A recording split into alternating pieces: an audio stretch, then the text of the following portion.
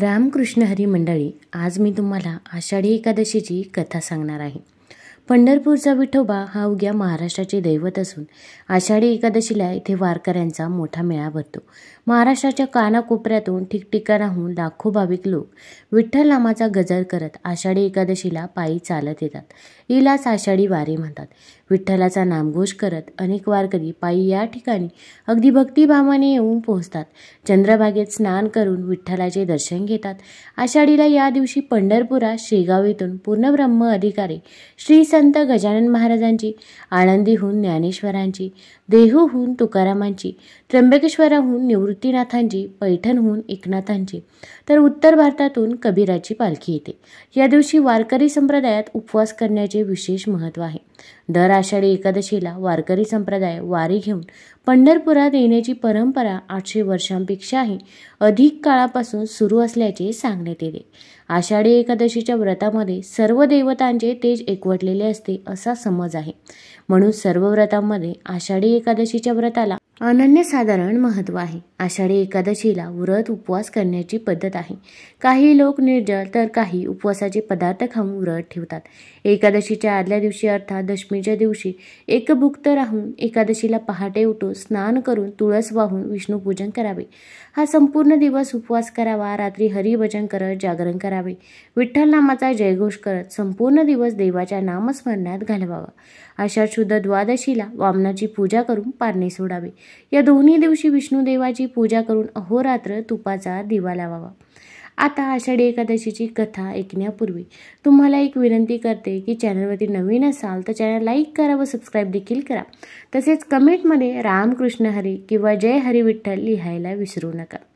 युधिष्ठिराने विचारले, केशवा, आषाढ शुक्ल पक्षातील एकादशीचे नाव काय? त्या दिवशी कोणत्या देवाची पूजा करावी व त्या व्रताचा विधी कसा आहे ते मला सांग.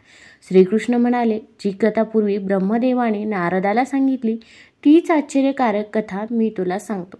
नारदाने विचारले, पित्या ब्रह्मदेवा, आषाढच्या शुक्ल पक्षातील एकादशीचे नाव काय आहे व तिचे महात्म्य काय ते मला सांग, कारण मला विष्णूची आराधना करायची आहे.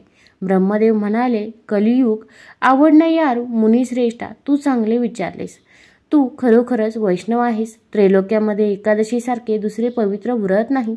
हे व्रत पुण्यकारक असून ते पापांचा नाश करते व सर्व इच्छा पूर्ण करते. ज्या मनुष्याने जन्माला येऊन व्रत केले नाही त्यांना खरोखरच नरकाची इच्छा आहे असे समजावे. आषाढ महिन्यातील शुक्ल एकादशी पद्मा किंवा देवशयनी एकादशी या नावाने प्रसिद्ध आहे. ऋषिकेच्या प्रीतीकरता या एकादशीचे उत्तम व्रत जरूर करावे. आज मी तुला या एकादशीची पुराणातील कथा सांगतो. ही कथा ऐकल्यानेही महापापाचा नाश होतो. पूर्वी सूर्यवंशामध्ये मांधाता नावाचा राजा होता. तो चक्रवर्ती, सत्य, प्रतिज्ञ व प्रतापी होता. तो आपल्या प्रजेचे पालन धर्माने व स्वतःच्या औरस पुत्राप्रमाणे करीत असत. त्याच्या राज्यात कधीही दुष्काळ पडत नसे व कोणालाही कसल्याच आधीव्याधी नव्हत्या. त्या राजाच्या कोषागारात अन्यायाने मिळवलेले धन थोडे सुद्धा नव्हते. तो अशा प्रकारे राज्य करीत असताना पुष्कळ वर्षे लोटली. एकदा राजाच्या पूर्वजन्माच्या पापामुळे त्याच्या राज्यात 3 वर्षे पाऊस पडला नाही. त्यामुळे सर्व प्रजाजन वैतागले व भुकेने आहात झाले. राज्यात धान्य अजिबात नसल्यामुळे देवयज्ञ, पितृयज्ञ, अग्निहोत्रे व वेदाध्ययन हे सर्व बंद पडले. तेव्हा सर्व प्रजाजन राजाकडे आले आणि म्हणाले, राजा, प्रजेला हिताचे ठरेल असे आमचे बोलणे ऐक. पुराणांमध्ये पंडितांनी पाण्याला नारा म्हटले आहे. तेथे पाण्यातच राहण्याचे भगवंताचे घर आयन आहे. म्हणून तर भगवंतांना नारायण असे म्हणतात. नारायण सर्वांच्या हृदयात राहतो. हा भगवान विष्णू पर्जन्य रूपच आहे. पर्जन्याची वृष्टी तोच करतो. त्यातूनच अन्न निर्माण होते व अन्नातूनच प्रजा निर्माण होते. हे राजा, असा हा पर्जन्य नसेल तर प्रजेचा नाश होतो. तेव्हा नृपश्रेष्ठा, ज्यामुळे पाऊस पडेल व आमचा योगक्षेम चालेल असे काहीतरी कर. राजा म्हणाला, प्रजाजनांनो, तुम्ही सांगितले ते अगदी खरे आहे. अन्न हे ब्रह्मस्वरूपच आहे. सर्व चराचर जग अन्नामुळे स्थिर आहे. सर्व भूत मात्र, प्राणी मात्र अन्नातूनच निर्माण होतात. जगाचे जीवन अन्नावरच चालते. पुराणात व लोकांच्या तोंडून मी असे ऐकले आहे की राजांच्या अनाचारामुळेच प्रजाजनांचे दुःख भोगावे लागते. मी सूक्ष्म बुद्धीने विचार करीत आहे. मी काही पाप केल्याचे मला आढळले नाही. तरीही प्रजाजनांचे हित व्हावे म्हणून मी सर्व प्रयत्न करीन. राजाने असा विचार केला आणि विधात्याला नमस्कार करून व बरोबर मोठे सैन्य घेऊन तो गहन वनात गेला. तेथे तप करणाऱ्या श्रेष्ठ मुनींच्या आश्रमांना त्यांनी भेटी दिल्या. त्यावेळी त्याला ब्रह्मदेवाचा मानसपुत्र असलेला अंगिरा ऋषी दिसला. त्याच्या तेजाने 10 दिशा उजळल्या होत्या. तो जणू दुसरा ब्रह्मदेवच आहे काय असे वाटत होते. त्या ऋषीला पाहून मांधाता राजाला आनंद झाला व तो रथातूनच उतरून त्याच्या पुढे हात जोडून एखाद्या सेवकाप्रमाणे उभा राहिला. त्या ऋषीने राजाला आशीर्वाद देऊन त्याचे अभिनंदन केले व राज्यातील राजा, प्रधान, मित्र, भांडार, देश, किल्ले व सेना त्या राजाच्या 7 अंगांविषयी कुशल विचारले. राजाने स्वतःचे कुशल निवेदन करून ऋषीचे कुशल विचारले. नंतर ऋषीने राजाला इकडे वनात येण्याचे कारण विचारले. मुनीला ते कारण सांगताना राजा म्हणाला, मुनिश्रेष्ठा, मी स्वधर्माप्रमाणे पृथ्वीचे पालन करत होतो, तरीही माझ्या राज्यात अनावृष्टी का व्हावी याचे कारण मला समजत नाही. माझा संशय नाहीसा व्हावा म्हणून मी आपल्या पायांपाशी आलो आहे. तरी प्रजाजनांचा योगक्षेम चालेल व त्यांचे समाधान होईल असा उपाय सुचवा. अंगिरा ऋषी म्हणाला, राजा, हे कृतयुग सर्व युगात उत्तम आहे असे म्हणतात. या युगात ब्राह्मण धर्म प्रधान आहे आणि धर्माचे 4 चरण संपूर्ण आहेत. या युगात तप करण्याचा धर्म फक्त ब्राह्मणांचा आहे. असे असता राजा, तुझ्या राज्यात एक शूद्र तप करत आहे. करू नये असे काम त्याने केल्यामुळे तुझ्या राज्यात मेघ वर्षत नाही.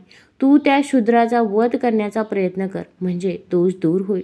राजा म्हणाला, तपश्चर्या करणाऱ्या त्या शूद्राने माझा काहीच अपराध केलेला नाही. तो निरपराध असताना मी त्याला मारणार नाही. तरी दुष्काळ नाहीसा होण्यासाठी मला एखादा धार्मिक उपाय सांगा. ऋषी म्हणाले, राजा, असे असेल तर तू आषाढ शुक्ल पक्षातील देवशयनी नावाच्या एकादशीचे व्रत कर. हिलाच आषाढी एकादशी म्हणतात. या व्रताच्या प्रभावाने तुझ्या राज्यात निश्चितपणे उत्तम वृष्टी होईल. ही एकादशी सर्व सिद्धी देणारी आहे व सर्व उपद्रवांचा नाश करणारी आहे. राजा, तू आपल्या परिवारासह व प्रजाजनांसह या एकादशीचे व्रत कर. मुनींचे हे म्हणणे ऐकून राजा घरी परतला. आषाढ महिना आल्यावर त्याने पद्मा म्हणजे देवशयनी आषाढी एकादशीचे व्रत केले. ब्राह्मण, वैश्य, शूद्र या 4 वर्णांच्या प्रजाजनांनाही हे व्रत केले. ते सर्वांनी असे व्रत करताच मेघांनी वर्षाव सुरू केला. सर्व पृथ्वी जलाने भरून गेली व थोड्या दिवसातच शेते पिकांनी शोभू लागली. ऋषिकेशाच्या प्रसादाने सर्व लोकांना सौख्य लाभले.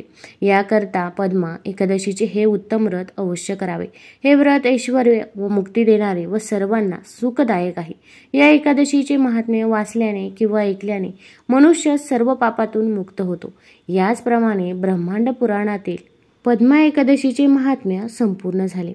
आता एकादशीच्या म्हणजेच आषाढ महिन्यातील शुक्ल पक्षातील एकादशीपासूनच चातुर्मास सुरू होतो.